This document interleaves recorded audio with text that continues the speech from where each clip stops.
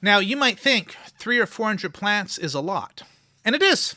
But if you have a farmer's market or you have a CSA, what you do in that case is you go through and you flag the plants that you love, that you want to keep for seed for next year. And then the harvest crew comes through and picks all the rest and puts it in your CSA baskets or sends it to market. And then you write a little article in your newsletter saying, we just harvested this cross, and you explain what it's from, and you hype people up, and then they're so excited to eat those. Welcome to episode 70 of the Seed Farmer Podcast. The podcast where I want you to harvest seeds from some of the vegetables and flowers growing in your farm or garden, and then to plant that seed out to grow delicious vegetables and beautiful flowers. If you enjoy the Seed Farmer Podcast and find it to be a good resource that helps you improve your seed work and farming, please support the show at spreadsheet.farm/supportpodcast. I'm your host, Dan Brisebois, seed grower at Tourne-Sol Cooperative Farm and author of The Seed Farmer, a complete guide to growing, using, and selling your own seeds. Today's minisode is about just how many crossed-up plants you need to grow to get something interesting. But first, a little news. So I've been toying with the idea of doing some kind of seed course this summer, something different than the Seed Farmer Mentorship. And the working name, and it's probably going to be different, but I've been calling it Summer Seed School in my head. I think I get something a little bit better. But the idea that I have right now is to focus on specific seed crops and probably something like 3 sessions, probably evening sessions, live evening sessions, and in each one we tackle 3 different crops. So 9 or 10 crops over the whole course. So maybe one in early July, and we'll tackle a few crops that you're probably going to deal with right around that time of year. And then again in early August, another 3 crops, and then again in September. I think you get the idea. Now, what I'm really curious about is what seed crops do you want the most support from? What's going to make it interesting for you and useful for you to take this course? So please send me an email with a couple of the seed crops that you wish to know the most about. I mean, it could be a longer list if you want, but I'm going to try to narrow this down to about 9 crops. To tell me what crops you'd love to hear about in this course, you can click on the link below, and there's a Google form I've set up where you can just suggest as many crops as you want. But definitely put the ones that are most important to you top. You can also just email me or DM me, but the Google form link works pretty well. So I look forward to hearing from you so I can put together something that's going to meet your needs. And now let's get into today's minisode topic.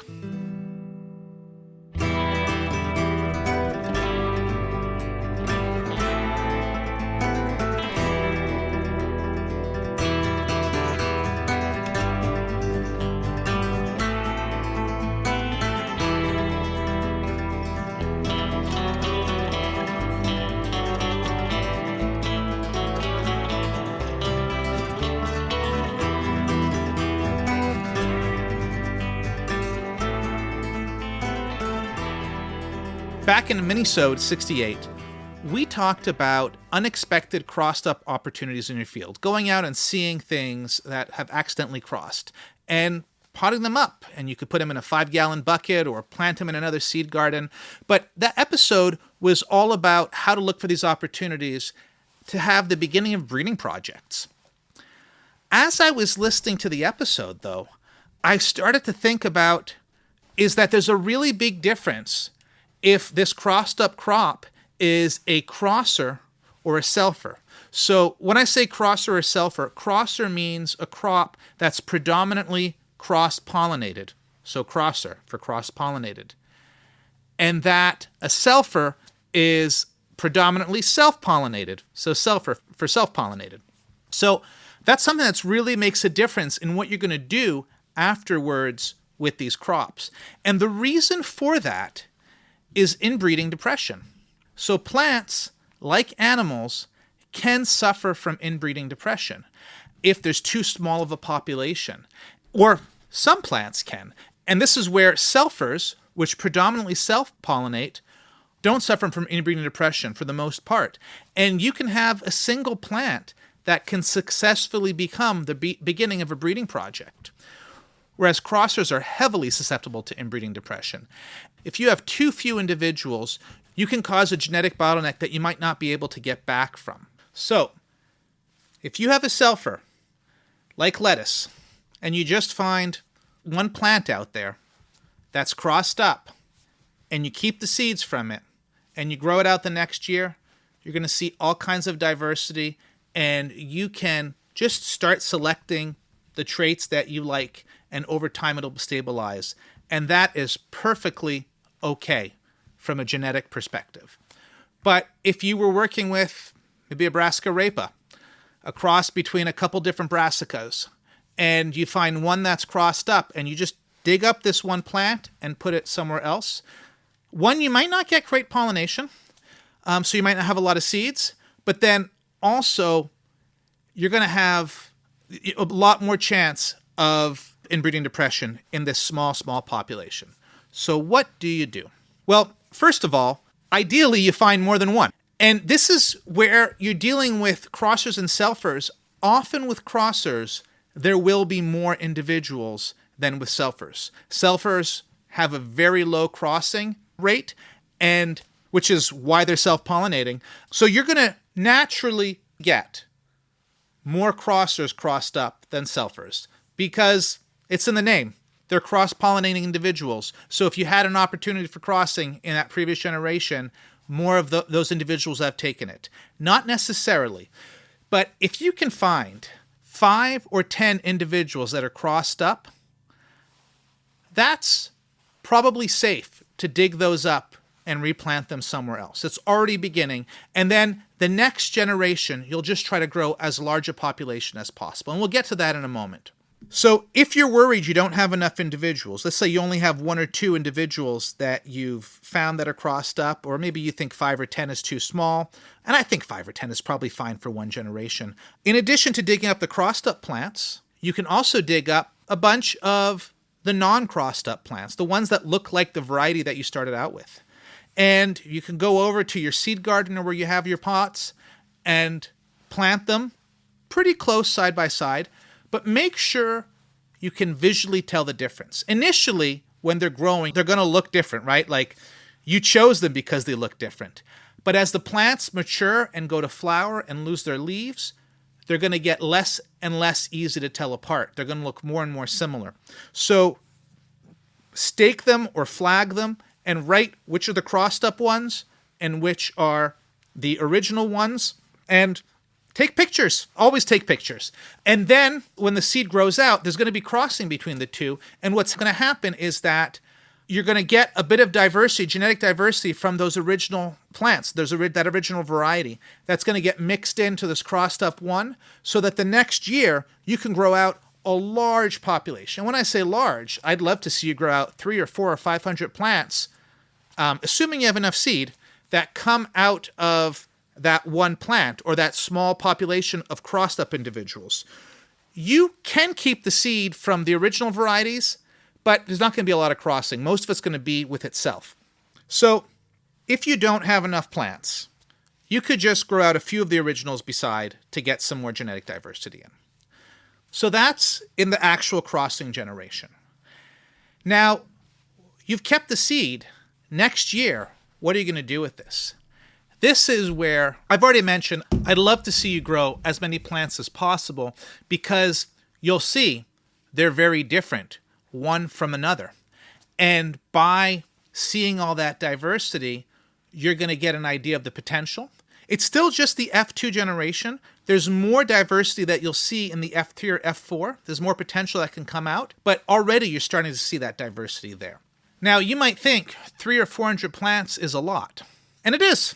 But if you have a farmer's market or you have a CSA, what you do in that case is you go through and you flag the plants that you love, that you want to keep for seed for next year. So you flag them so they're distinct, and then the harvest crew comes through and picks all the rest and puts it in your CSA baskets or sends it to market. And then you write a little article in your newsletter saying, we just harvested this cross, and you explain what it's from, and you hype people up, and then they're so excited to eat those. And this is what we do on our farm. We're working with a cross between our rainbow tatsoi, which is a cross of its own, but working with the rainbow tatsoi crossed with some Tokyo bacana, and we're working on trying to get a purple bacana, but we have so much diversity in that, and that's what we do, is we grow out 500 or 600 plants, we flag the 50 or 60 that we like, and then the rest we put in the CSA. Folks are so excited about it, both because it tastes good, it's beautiful to look at, and they know the story behind it. Now, you can harvest the seed from those remaining plants together. Now, those flagged individuals, if you want, you could dig them up and put them somewhere else, or it might be enough plants to leave in the bed and have it dedicated for seed. That's something you get to choose. And maybe you just harvest all the seed together. Now, what you might also find as you're growing out these crosses is that you have a few different things going on in this mix. And maybe you want to take this population different directions. So what you could do is, now we're talking about year 2, right? Year 2, you've grown out that big population. You flagged 50 or 60 plants. Maybe you find that there's 2 or 3 different color profiles, or maybe some form heads and some don't, or maybe some are frillier than others. I don't know. They're different for one reason or another. And you could then dig up similar plants and put them in one part of your farm, and another group of plants in another part of your farm, and another group of parts in another part of your farm. And in this case, if they're 70 or 80 or 150 feet apart, that's not great for isolation distance for a crosser if you're going to sell the seed as a named variety. But it's going to mean that most of the plants in each pod, I'm calling pod, each little group is going to pollinate itself. And there'll be a little bit of chance crossing, but not tons. And so you'll be able to keep a couple different groups this way. And then you harvest the seed from each group separately, one from another. And then the next year, you could grow out those 3 groups side by side in your field. And you'll be able to see at that point that each of those groups is probably going to look a little bit different. And then at that point, you could, again, repeat that process of having a lot of plants, flagging your favorites, and sending the others to market or to CSA. And you might choose to keep all the seed from the same group again together, or maybe there's a subgroup that you want to do. I don't know how much you want to break down. That's one of the problem with getting into these projects, is that sometimes you just start to see so much potential and you wind up with a dozen different selections and no place to put them.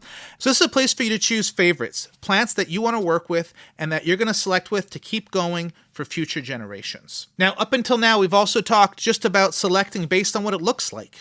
You might also taste them to see how they taste. And you probably also want to look at whether they're going to flower well and have a nice seed set. That's a great thing. And that's also, more genetic diversity will help with those situations too.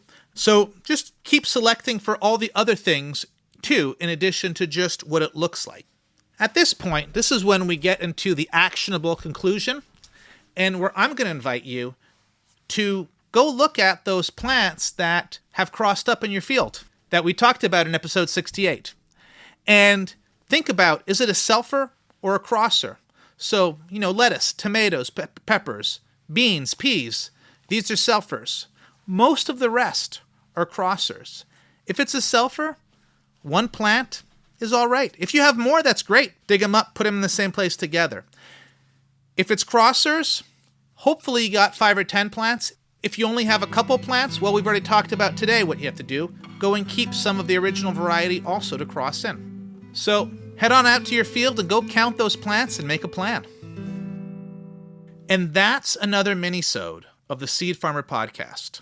I look forward to hearing about your crosses and your breeding projects. Thank you to Sophia Sedalton for the theme music. You can hear more of their music at sophiasedalton.com. Thank you to Molly Brisebois for editing this episode, and thank you so much for listening. You can find more seed growing resources on my blog at seedgrowers.farm. While you're there, you can subscribe to my newsletter full of seed growing, crop planning, and farm spreadsheets. You can also find out where to order a copy of my book, The Seed Farmer, A Complete Guide to Growing, Using, and Selling Your Own Seed. And you can support the show at spreadsheet.farm/supportpodcast. If you haven't already subscribed to the show, now's the time. You wouldn't want to miss the next episode. Until then, happy farming.